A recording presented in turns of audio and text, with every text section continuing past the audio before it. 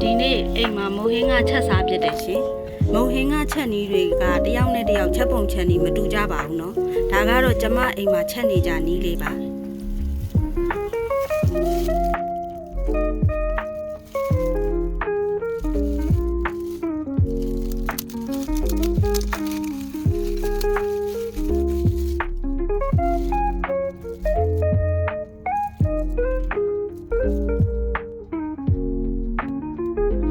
ပထမဦးဆုံးပဲပြုတ်ပါမယ်ကလပ်ပဲ30သားရေးစိမ်ထားတာကို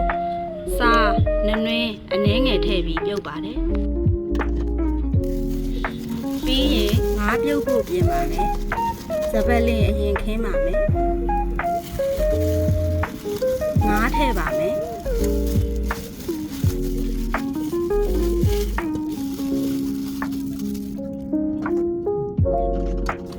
လမ်းပြားရည်ထည့်ပါမယ်အချိုးအငန်း2မျိုးသုံးထားပါတယ်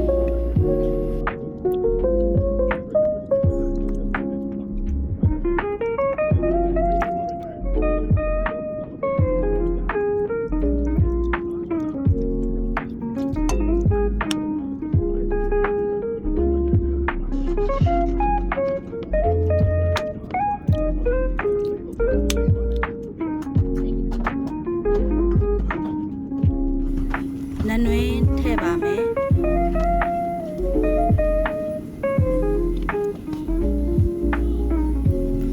ရေ9မြုပ်ယုံထည့်ပြီးတော့ပြုတ်ထားပါမယ်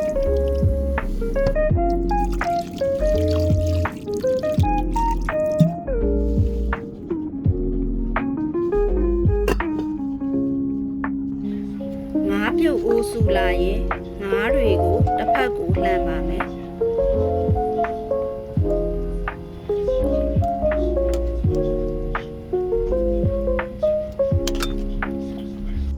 ဒါဆိုခဏနေရင်ငါးပြုတ်တာရပါပြီဒါကတော့ပါဝင်ပစ္စည်းတွေပါကြက်သွန်ဖြူ8ချက်သားခန့်စပက်လင်း4ချောင်းချင်း3ချက်သားဝင်းကျင်ကိုသုံးထားပါတယ်ဘဲဥ6လုံးငါးပြုတ်နှွင်ထားတာပဲငါပြောဥကြက်သွန်ဥ30သားစံလုံးမုတ်တစ်ထုပ်လိုပါတယ်ရှင်စီတက်ပါမယ်စီပူလာရင်နနွင်းထောင်းထားတဲ့ကြက်သွန်ဖြူဇပလင်း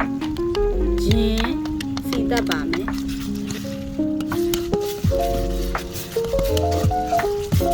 ရေတက်လေးကုန်ပြီးတွေ့လာပြီဆိုရင်အယောင်တွေမှုတ်ထည့်ပါမယ်အစိမ်းနှံပြောက်ပြီဆိုရင်ငါးထည့်ပါမယ်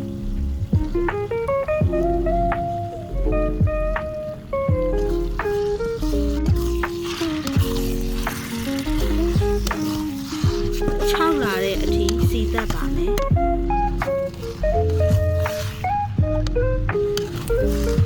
ကဲအယောင်လေးနဲ့တက်လာပြီအနံလေးကလည်းဘေးအိမ်ကြီးကတော့နှွေးနေပြီဆိုတော့ရပါပြီဟေးရီအိုးစတယ်ပါမယ်ငါးပြုတ်ရီ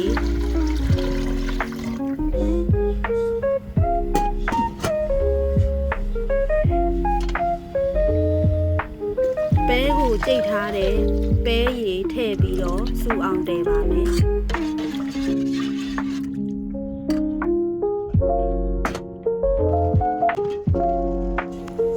ပဲရည်ငါးပြုတ်ရည်တွေစူလာပြီဆိုရင်စံလုံးမုတ်ရေချော်ထားတာထည့်ပါမယ်ရေစူပြီးစံလုံးနှံ့ပြောက်အောင်တည်ထားပါမယ်ရပြီဆိုအိုးပဲဦးမမလေးစားခြင်းလို့အရင်ထည့်ထားပါတယ်ကြက်သွန်ဦးငါပြောဦးအရင်ထည့်ပါတယ်အားလုံးတစ်ဖန်ပြန်ဆူလာပြီဆိုရင်ငါးစီတက်